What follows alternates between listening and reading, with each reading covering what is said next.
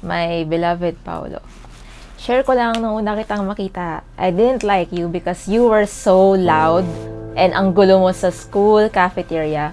Sa isip ko, grabe to, ano ba tong kaibigan ng kaibigan ko? Hindi ko siya ma-explain. But looking back, I realized that God was already at work in our lives at that time. The person who's been supporting me, the person I've been drawing strength from, yung taong nagmahal sa akin despite my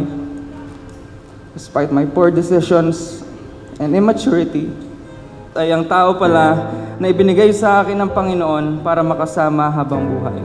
I just thank God for the wisdom that He has given us na binigyan natin siya ng space in our relationship because He allowed us to grow in grace individually and together. It has made our relationship sweeter most of all.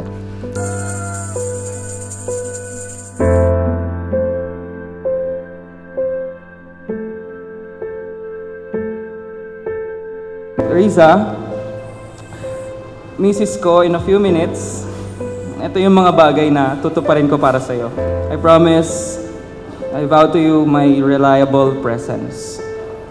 This hand that I'm holding right now, itong kamay na to, nahawak ko ngayon, pinapangako ko na hindi ko bibitawan. Sa pagkakaalam ko po, for 8 years, Paolo and Riza have personally known each other. They first met during their last year in college. And since then, their relationship and love have grown and blossomed. That's why we are here today.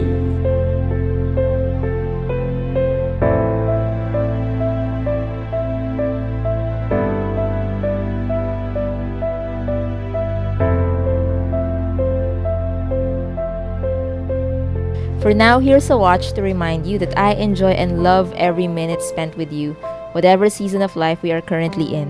Salamat sa relos, pero sayong-sayo ang oras ko. Maraming significance din sa akin yung number 8 at naging favorite number ko siya. And at the same time, it's my favorite symbol. It just so happened na kakasal kami ngayong 8th year din namin. It symbolizes my love. I really can't explain how much I love her. Ang pag-ibig ko sa'yo, higit pa sa pilak at ginto. I'm just so happy today, and I just want to thank God because He's been so good and faithful to us for the past 8 years. And I'm just so happy and excited for a new life that we're going to have together after this day as husband and wife. Di ko maipaliwanag ang nadarama, naglalaro sa aking isip, galakat ka ba? Sino ang And in this relationship, sigurado ako na para mapatatag ito, padadaanin ito ng Panginoon sa mga pagsubok. Our God and I, we will be your strength to keep you believing until the end and until we come out as refined as God wants us to be. Ang araw na aking matagal nang ang pinakahihintay, sa damba na tayo maghawag kamay. At bukas, pagsikat ng umaga, matutupad lahat ng ipinagdasal. Ikaw at ako'y akda ng may kapal.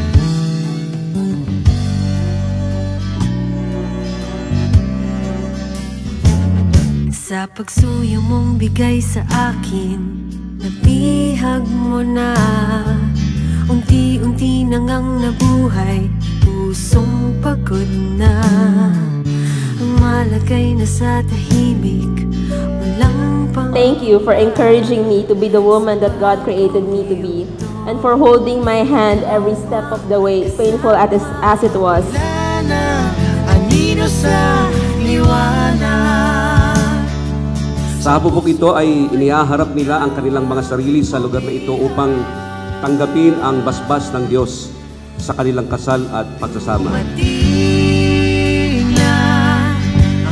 Sa lahat ng magiging taon ng pagsasama natin, I'll still talk to God about you every day. I'll be that man. I will lead us you and me, and our future family. I'll make sure that the family that we will have, it will be firmly rooted, grounded to our source since the beginning, our everything, and that is Him, our God Almighty. Manang mangyari, pangako sa'yo. Sa hirap at ginhawa, nandito ako. Ano ba na mangyari, pangako sa'yo. Sa hirap at ginhawa, ikaw ang Hahawakan ko ang kamay mo kung saan tayo dadalhin ni Lord. May snowman yan, sakura trees, or wala. Pupunuin ko ang tahanan natin ng pag-ibig, ng creativity, laughter, and to raise God-fearing children. I will always hope in all things and believe in all things in you and for you, turning our eyes constantly to Him who gave us one another. dumating na ang araw na aking matagal nang ang pinakahihintay. Sa dambana tayo maghawak kamay. Bukas, magsikat ng umaga, matutupad lahat ng ipinagdasal. Ikaw at ako'y akda ng may kapal. Dumating na, Dumating na, dumating na,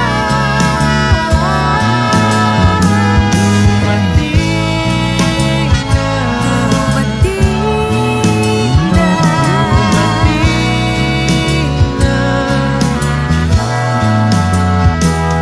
Ang pag-ibig Ang aking unan, ang aking body, ang squish ko, ang buns ko, ang aking reward, ang aking smonglong. I will always love you forever and ever until the time that God calls us home.